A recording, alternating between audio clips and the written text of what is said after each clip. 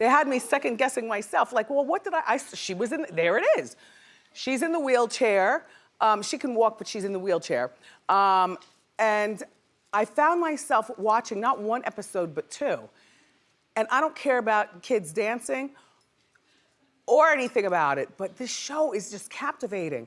Like the mothers who torture their daughters by being in this, and you can see it in their mother's eyes, like, I was never a star, but I'm gonna beat it into my daughter.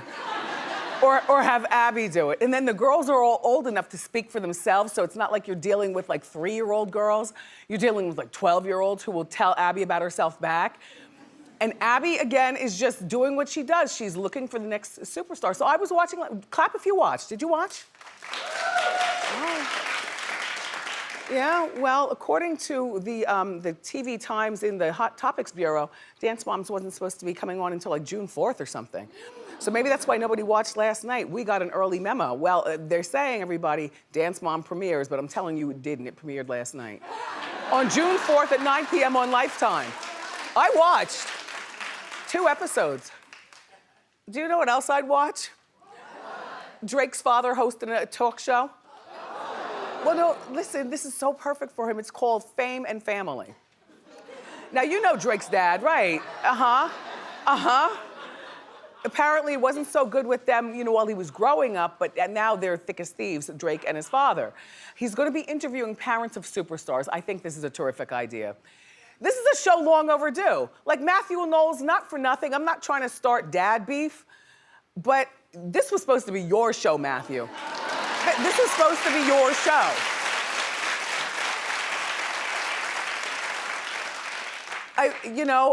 But Drake's dad got it. Drake's dad, I think his name is Dennis. Dennis. Okay, I got it, see? I'm telling you, I'm watching. Drake's dad, Dennis, is going to be hosting the show, and I think that people will sit down with him. Well, in the first episode, it's Master P. Master P is, though, a famous man. Now, not for nothing, Dennis, if you had me consulting you, then what I would say is that you don't interview famous parents of famous kids, because the parent is already in the fame game, so you're not even giving the responsive answers that we, the American people, want to know. You're giving the answer, like, it's like interviewing Billy Ray Cyrus about Miley. Well, Billy Ray is already a star. It's kind of like, all right, you like to hear from the parents, but blah, blah, blah, blah, blah.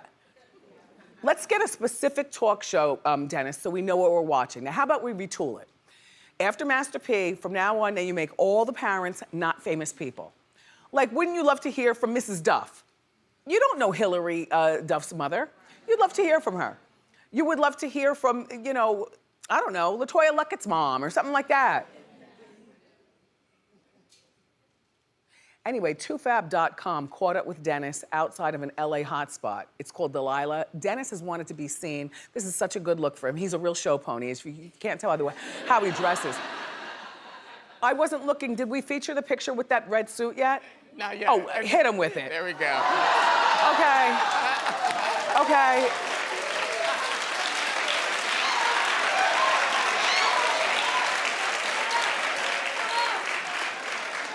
Dennis is just a dad who's always wanted to be seen, and now his son is being seen. And why wouldn't you want to, as a parent of a famous person, have an interview with Dennis? Dennis is the father of, you know, one of the most famous people on the planet. You know, and people like Drake. This could be very good. Now, I want you to take a look. Dennis says that his show, Dennis says, by the way, that Drake is on board with the show. See, I picture Drake being the #1 watcher. I also picture Drake when he has time, maybe coming by real quick, like refreshing his father's water on the desk or something funny, but not like sitting down, you know. But it's nice to know that Drake is on board with it. Anyway, take a look.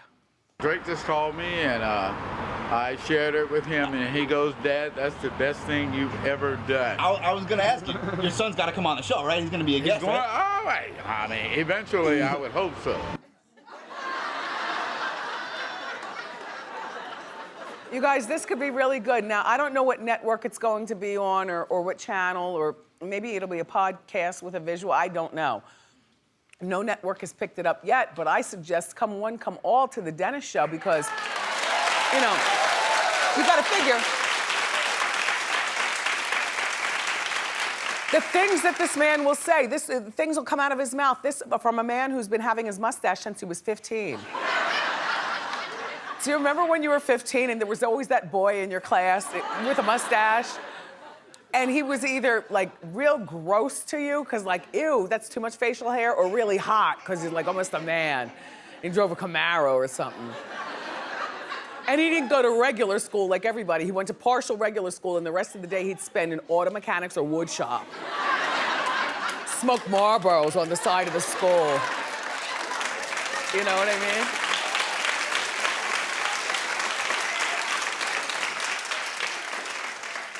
All right, so Rachel is our Black Bachelorette, but they're saying that there could be another Black Bachelor, or could be a Black Bachelor. Yeah. I guessed it immediately. I'm watching the Hannah season. I don't know all the guys' names except for CBS, only because he got fired. He's such a cornball anyway. She fired him this past Monday, or sent him home, or whatever they do on The Bachelorette.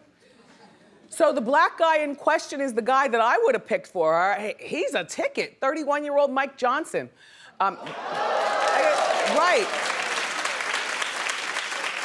So this season on The Bachelor, there are 4 black bachelors, and none of them had me catching any feelings, except for this Mike, for her.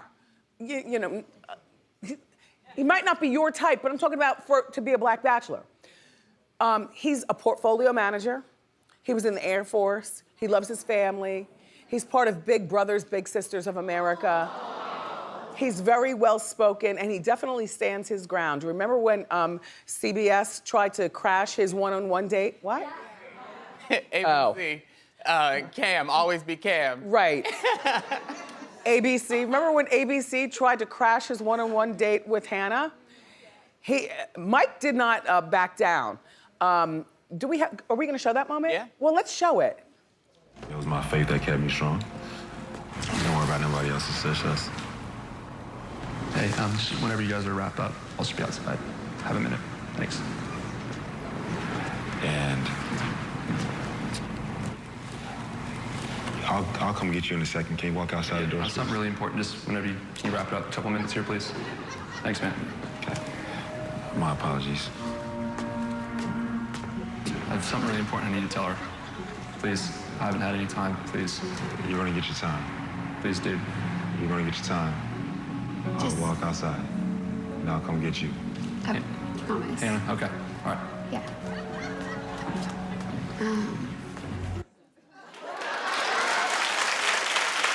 So stupid.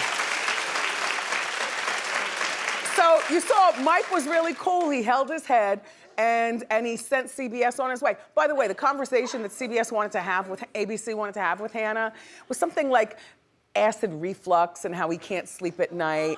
Or it was something stupid. It wasn't that, but it was something stupid, you know? He was just trying to get attention. Thank God he's home. Unfortunately, everybody, I don't think that Hannah's going to pick Mike on account. I don't think that the network is yet ready for big black man's hands pawing over Bambi. In my mind, this is how interracial relationships work when they try to sell them to people who still don't believe in them. You have an easier time believing a black woman is with a white man than you do with a black man and his mandingo ship being all over. Just saying. Just saying. Hannah over there with that pearly smile and that peaches and cream skin. And Mike standing over here with his fist on his hips, looking down at her. It's not gonna happen. But here's the thing, because I feel like they have Hannah to be the Bachelorette, or the Bachelorette, yeah, this time, because Hannah has that look, that thing I've told you about. I think that she's beautiful. I think that she's perfect for selling dishwashers and pots and pans. No, you laugh. There is life for her after the Bachelorette, and it includes whether it's being a, like I said, news correspondent or something like that. It's gonna be something really, golly gee, that's gonna make her a whole lot of money. And she can't come off Golly G if she's with Mandingo.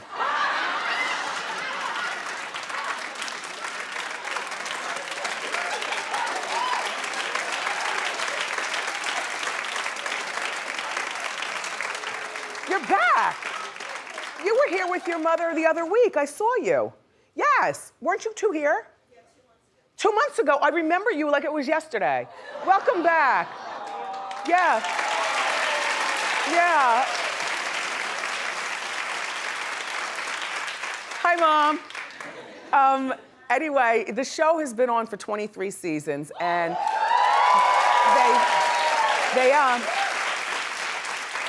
and The Bachelor has never been black, so do you think that this is the time for a change? I say yes, but do you think that this particular season will be the change? Well, Mike, good luck. Either way, it's not like you'll be single for long, because a lot of people are checking you out. It's nice to know that everybody has a chance, too, right?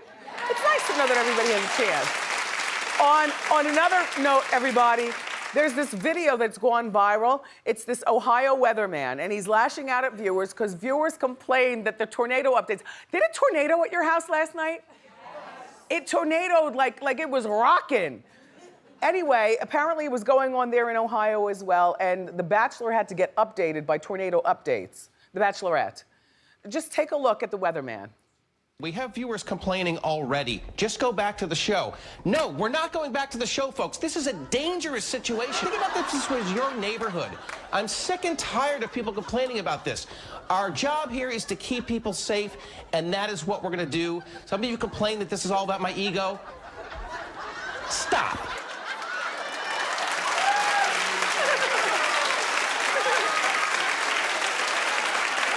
That is meteorologist Jamie Simpson from Dayton, Ohio. That's funny when you're watching a favorite show and they're interrupting with something that's really important, you know? Anyway, let's talk about Rob Lowe. I like Rob Lowe. Rob Lowe's from my era. I remember the sex tapes and all that. I remember when he used to date Princess Grace's daughter. That was when she was a wild child. Remember those, Stephanie? Do you remember those years? They were like the wild children that you wanted to go to college with. Those are the... Like that image was the reason for leaving home and going to college. You get from under your parents, you go away to school. You don't go to school but live at home. It's not the same kind of party. So Rob Lowe, everybody, is getting slammed by critics because he made fun of Prince William's thinning hair. Well, this from a man who does not wear a wig. Like, Rob Lowe is just beautiful. He really is a good-looking man. Well, you didn't get any claps, Rob Lowe. Oh, you got a nod. There you go.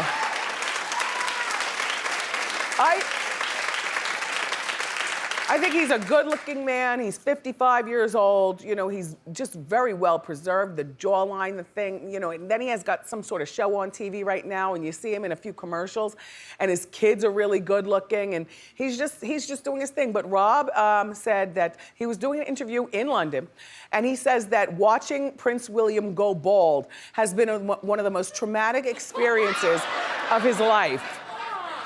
He blamed British men for setting a very low bar when it comes to your appearance. He probably thought we'd never find this out, because like I said, he said it across the pond.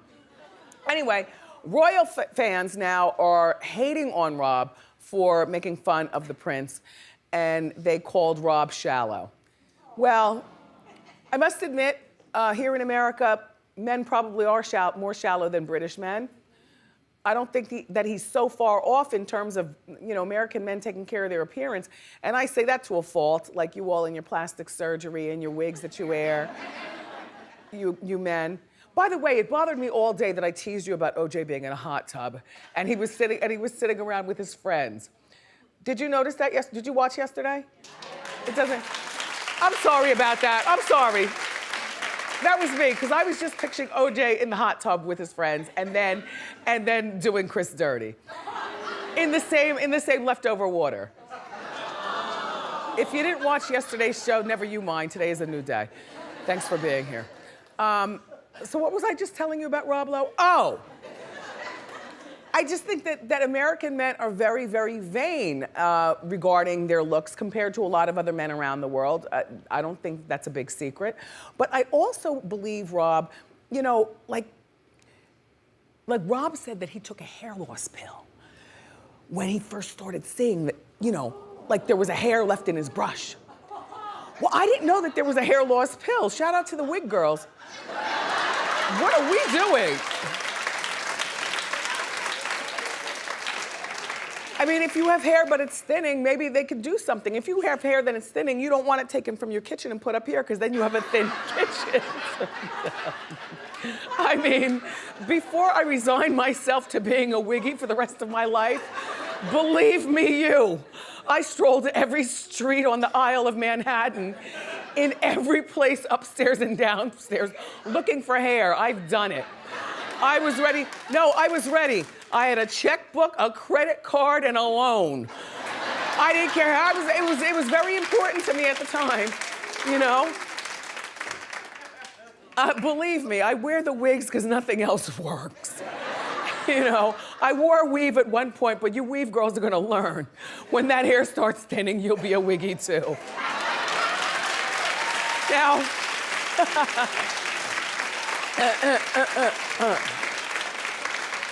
I've never heard of a hair thinning pill. This is brand new to me. Quite frankly, I just think that Rob Lowe was blessed with good hair genes and good hair. I mean, look at his facial hair. Everything is growing in. I don't see any plastic surgery or anything, you know. But that's okay, Rob, because he's got power. And power beats hair every day.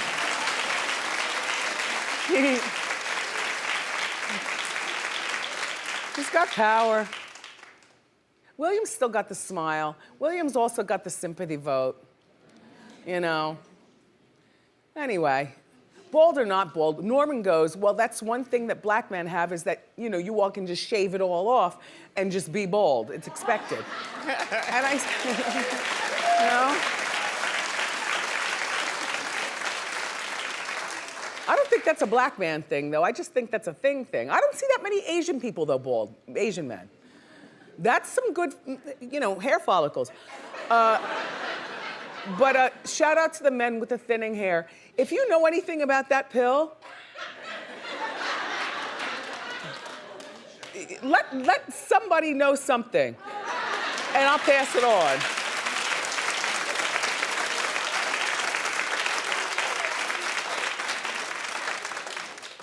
Have you ever been to a beach wedding? They're really sexy. I've been to one in person once in my life. I was uninvited, but they were doing it. We were staying at a particular place. You know? We were staying at a place and we were walking on the beach and this couple was getting married and I was wearing a white bikini and everybody else was in white. And I said, well, let's go over there and see what this is all about. And we were at the beach wedding. It was very, very nice. The first one that I was at was when Pam Anderson married, I forgot who. And I wasn't there, but I was there in the magazines. You know how you like somebody so much you feel like you're there when you watch them go through happiness? Pam Anderson's a friend in my head, one of those types of people to me. Anyway, there's this bride, right? And she is having a beach wedding. And it has the internet divided, and I just wonder, who are you haters? She's having a beach wedding, and this is the final fitting video. I think she looks fantastic. People are upset. People think it's inappropriate that she is not wearing the long gown. She's not wearing a thong or anything like that. I think she looks wonderful. It might be her first marriage. I can't tell exactly how old she is, but clearly a woman is confident in herself. She looks beautiful. I just hope the rest of her guests look as beautiful.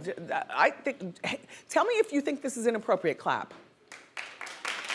Oh. Rachel Ray is downstairs. Hi, Rachel. Hi, Rachel. Hi, Rachel. Hi. Everybody, we got more great show for you here today. Later on in the show, my friend Dave Mizejewski is here, and he's got these baby animals that I love so much. But up next, from Orange is the New Black, Leah Delaria is here. So grab a snack